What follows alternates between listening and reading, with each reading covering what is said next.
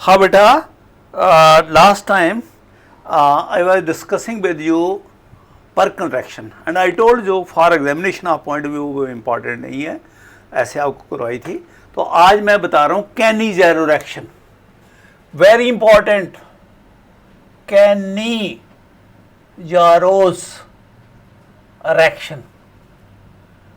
देखो बेटा, इस कैनी ज़ेरो रिएक्शन में क्या होता है, aldehydes having no alpha hydrogen, no alpha hydrogen, अरे उल्टा हो गया उससे, लेकिन कीटोन नहीं, सिर्फ hydrogen, only aldehyde. Aldehyde having no alpha hydrogen react with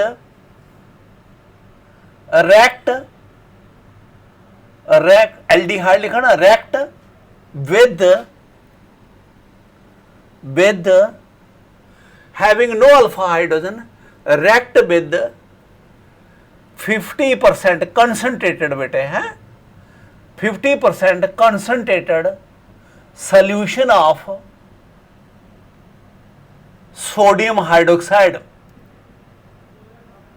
NaOH RQH, दोनों में से कोई भी एक है, ठीक है। जहां NaOH यूज कर सकते हैं वहां QH भी यूज कर सकते हैं। टू प्रोड्यूस आपको बताया था ना, ये जो मैं लिख रहा हूं ये तो मुझे याद है ना, आप पहले रिएक्शन लेके फिर लिख सकते हो। टू प्रोड्यूस कॉरस्पॉन्डिंग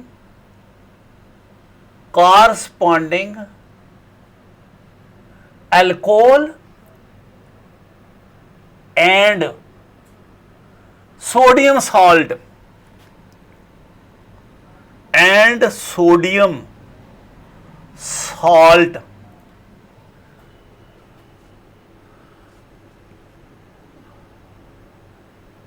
हाँ, एक बात रह गई है, बताता हूं। Salt, corresponding alcohol and sodium salt, ठीक है।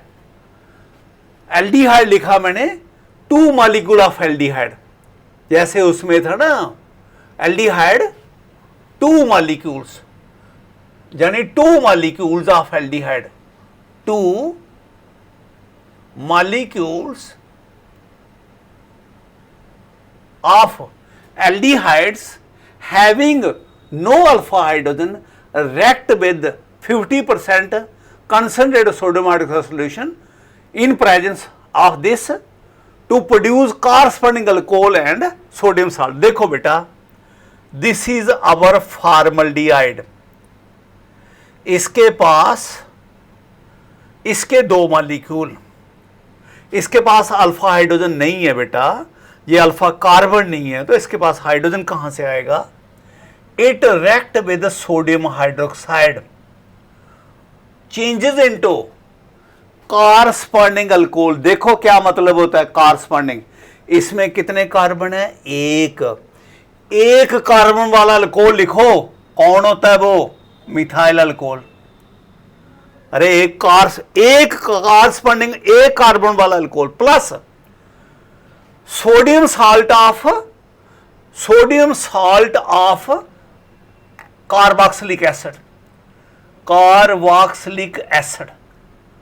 Carboxylic acid. देखो अल्कोहल तो हो गया, एक कार्बन वाला कौन सा एसिड होता है, बोलो जरा, फॉर्मिक एसिड HCOOH, उसका क्या लिखना, salt, sodium salt. Formic acid होता है HCOH। अरे एक कार्बन है, एक कार्बन वाला एसिड, एक कार्बन है, एक कार्बन वाला अल्कोहल, तो ये रिएक्शन बैलेंस है बेटा। देख लो इधर कितने कार्बन है, 2, 1 और 2, कितने हाइड्रोजन है, 2 2 2 4 हाइड्रोजन, 5 3 1 4 1 5 हो गया।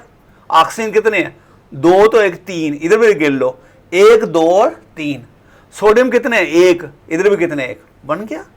This is corresponding alcohol and this is corresponding sodium salt of acid, ठीक है।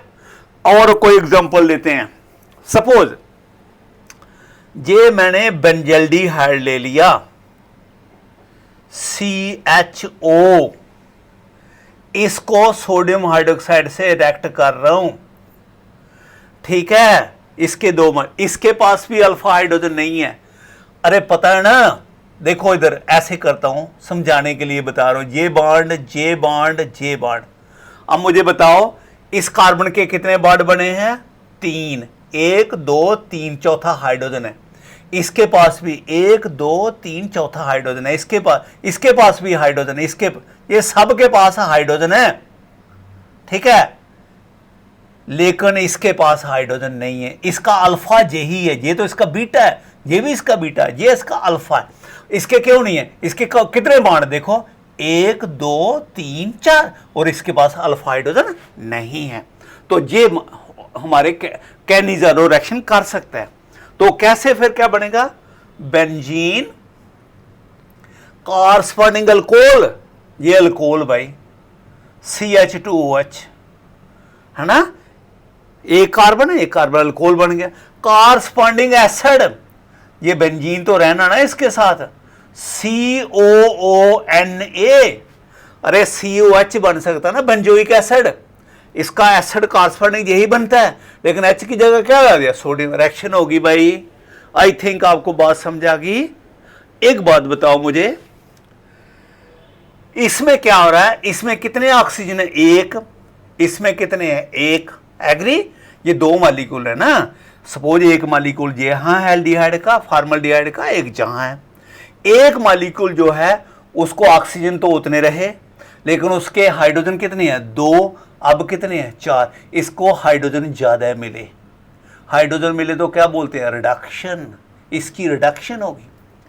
अब एक मॉलिक्यूल इधर जा रहा है, इसमें कितने ऑक्सीजन है? 1। इसमें कितने ऑक्सीजन है? 2। अरे ऑक्सीजन मिले तो क्या होती है? ऑक्सीडेशन। तो एक 2 मॉलिक्यूल में से एक की रिडक्शन होती है और एक की ऑक्सीडेशन होती है। सब में इस 2 मॉलिक्यूल ले लिए जहां रिडक्शन और जहां ऑक्सीडेशन। तो जानी हम जे भी लिखते हैं, बुक में लिखा होता है, जे भी कई बार है, आपको नोट्स में लिखा हुआ मिलेगा। 1 molecule is oxidised at the expense of other molecule, और ये कह सकते हो 1 molecule is reduced at the expense of other molecule, यानी एक की ऑक्सीडेशन हो जाती है, एक की रिडक्शन हो जाती है। चलो एक और एग्जांपल लेते हैं। This is CH3 CH3 CH3, this is CH। पहले मुझे बताओ क्या इसके पास अल्फा हाइड्रोजन है? नहीं है भाई, ये है अल्फा कार्बन और उसके साथ ये बीटा कार्बन है, बीटा हाइड्रोजन है, ये भी बीटा है, ये भी बीटा हाइड्रोजन है, लेकिन अल्फा हाइड्रोजन नहीं है। इट विल आल्सो, इसके भी 2 मॉलिक्यूल हैं रिएक्ट करेंगे विद सोडियम हाइड्रोक्साइड और प्रोड्यूस करेंगे क्या? वही कॉरस्पॉन्डिंग अल्कोहल। ये तो सेम रहना ना, ये अल्कोहल में चला जाएगा, CH2OH होता तो CI3 है, एक बॉन्ड इधर बना लिया ना मिथाइल, इसलिए हो गया प्लस कॉरस्पॉन्डिंग एसिड CI3, ये भी आपका CI3, COONA, अरे ये चेंज हो गया CO। आई थिंक बहुत है 3 रिएक्शन है, आप मेरी बात समझ गए। वो उन मॉलिक्यूल से होता है अब जिनके पास अल्फा हाइड्रोजन नहीं हो, मेरी बात समझ गए? ठीक है भाई। Now cross Cannizzaro reaction, cross Cannizzaro's reaction, जैसे एल्डोल कंडेंसेशन में भी क्रॉस था ना, इसमें भी क्रॉस है। ये if two different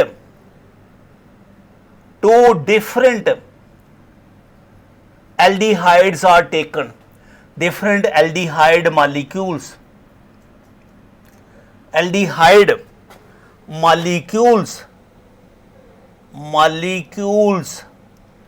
are taken, ठीक है, डिफरेंट मॉलिक्यूल ऑफ एल्डिहाइड, कौन से? जिनके पास अल्फा हाइड्रोजन नहीं है, having no alpha hydrogen, having no alpha hydrogen produces 4 product. भाई उसी तरह से प्रोड्यूसेस 4 प्रोडक्ट। सो ये उसी तरह से ये यूजफुल नहीं रहता। लेकिन एक बात है, if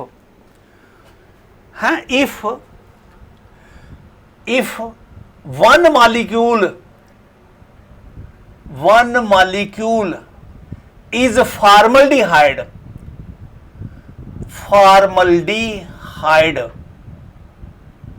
then reaction becomes useful, then reaction become useful, तब यूजफुल रहती है, बन जाती है बेटे यूजफुल, तब यूजफुल हो जाती है। ठीक है, अगर एक मॉलिक्यूल एल्डिहाइड का हो ना, फिर वो रिएक्शन ना यूजफुल हो जाती है। ठीक है, मेरी बात समझेंगे? जैसे ये एग्जांपल देख रहा हूं इधर से, सपोज ये है, ये बेंजीन है, ये बेंजल्डिहाइड है, ये फॉर्मल्डिहाइड है, ये फॉर्मल्डिहाइड है। ठीक है, तो इसकी जब रिएक्शन होती है सोडियम हाइड्रोक्साइड के साथ, तो ये कॉरस्पॉन्डिंग अल्कोहल बनता है और एक एसिड है, तो जिसको क्रॉस बोलते हैं। यू गेट ये बेंजाइल अल्कोहल और प्लस ये हमेशा साल्ट इसी का बनता है, तो प्रोडक्ट एक ही बनता है। साल्ट हमेशा फॉर्मल्डिहाइड का बनता है, तो इसलिए रिएक्शन यूजफुल हो पाती है। This is cross aldol. लेकिन अगर डिफरेंट मॉलिक्यूल है, एक एल्डिहाइड नहीं है, फिर तो 4 प्रोडक्ट बनेंगे। ठीक है, 4 एक मैंने जैसे कल लास्ट टाइम बताया था कि एक बार इसका एसिड बन जाएगा, एक बार अल्कोहल, एक बार दूसरे का एसिड बन जाएगा alcohol, you get 4 product. Now inter molecular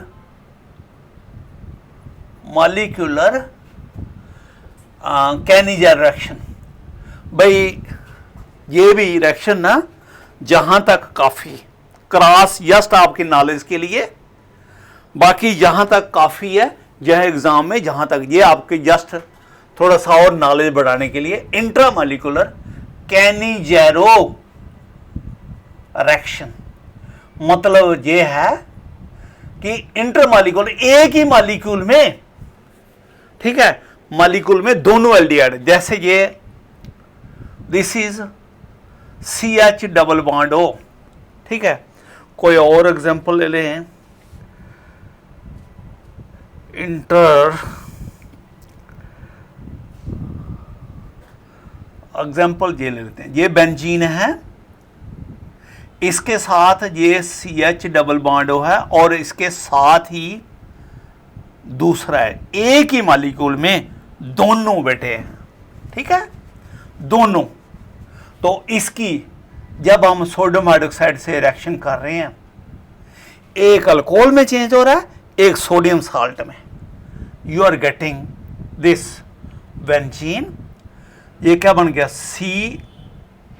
CONA और ये क्या बन जाएगा? CH2OH। ये हो गया। इसकी क्या होगी? ऑक्सीडेशन। इसकी क्या होगी? Reduction. It has changed in alcohol and it has changed into, this is called as a intramolecular Cannizzaro reaction. Okay, next इसके जो रिएक्शन है, देखो न्यूक्लियो रिएक्शंस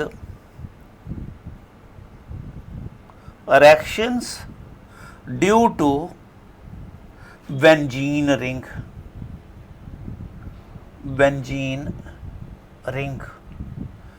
देखूंगा लास्ट टाइम, नेक्स्ट टाइम कोई रिएक्शन रह जाएगी बताऊंगा। Reaction due to benzene. देखो बेटा, ये बेंजीन है, इसके साथ ये ग्रुप लगाया, चाहे एल्डिहाइड है चाहे कीटोन है। ओके, ठीक है। तो ये आपको मालूम है, बताया था ये x है, ये y है, y की इलेक्ट्रॉनिटी हायर है देन द x, ये इलेक्ट्रॉन खींच आएगा, O नेगेटिव हो जाएगा, C पॉजिटिव, तो ये इलेक्ट्रॉन विदड्रॉइंग हो गया। विदड्रॉइंग होने से आपको बताया था लास्ट टाइम, अगर आप कोई पिछला देखो, विदड्रॉइंग होने से ये जो इलेक्ट्रोफिलिक सब्स्टिट्यूशन जो ग्रुप एंटर करेगा वो मेटा पे करेगा। अगर इलेक्ट्रॉन देने वाला हो तो वो आर्थो और पैरा पर लाता है, ये लेकिन ये इलेक्ट्रॉन खींचने वाला है, इसलिए कहां पर लाएगा, आर्थो एंड पैरा पे, ये लाएगा मेटा पे। अगर इलेक्ट्रॉन देने वाला हो तो आर्थो और पैरा पे। इसकी नाइट्रेशन करो, nitric acid in presence of sulphuric acid, heat करो, और हीट भी करना पड़ेगा। पता है क्यों? आपको बताया था जो ग्रुप बेंजीन से इलेक्ट्रॉन खींचते हैं वो बेंजीन की रिएक्टिविटी को कम करते हैं, और वो उनको बोलते हैं डीएक्टिवेटिंग ग्रुप, वो बेंजीन की रिएक्टिविटी को कम कर देते हैं। ओके, तो जो खींचते हैं, तो इसलिए इसको हीट करना पड़ता है, इतना आसान ही नहीं है। तो इसको इसकी इलेक्ट्रोफिलिक सब्स्टिट्यूशन करना इतना आसान नहीं है। हाँ, ये आपका CH हो गया और नाइट्रो लग जाएगा कहाँ पर, मेटा पर। You get Meta. अगर सल्फोनेशन करोगे, सिर्फ सल्फ्यूरिक एसिड से रिएक्शन करोगे, हीट करना पड़ेगा काफ़ी, और ये आपका CHO और ये आपका SO3H लग गया, you get Meta sulpho benzaldehyde. Okay, अब देखो एक बात बताऊं, फ्रीडल क्राफ्ट रिएक्शन जहां नहीं कर पाते, बेसिकली क्या है, ऑक्सीजन के पास लोन पेयर है, वो लोन पेयर अटैक कर लेता किस पे, एल्युमिनियम क्लोराइड पे, तो एल्युमिनियम क्लोराइड को ना कैटलिस्ट की एक्टिविटी खत्म कर देता है, इसलिए वो फ्रीडल क्राफ्ट रिएक्शन करना थोड़ा डिफिकल्ट हो जाता है। हैं, हैलोजिनेशन करोगे, ब्रोमिनेशन करोगे, हैं, Br2 से इन प्रेजेंस ऑफ FeBr3, तो कहां पर आना है, ब्रोमीन, मेटा पे, you will get Meta bromo benzaldehyde. हैं, तो ये मेटा पे ब्रोमो आ गया। ओके, ये जो मैंने रिएक्शन लिखी है, अगर कीटोन डालोगे इधर CH3 डाल दोगे तभी भी ये रिएक्शन लिख सकते हो। ओके, नेक्स्ट बेटा, नेक्स्ट टाइम करेंगे। Okay, this is all regarding Kanizer reaction and this also reaction due to benzene ring. Okay.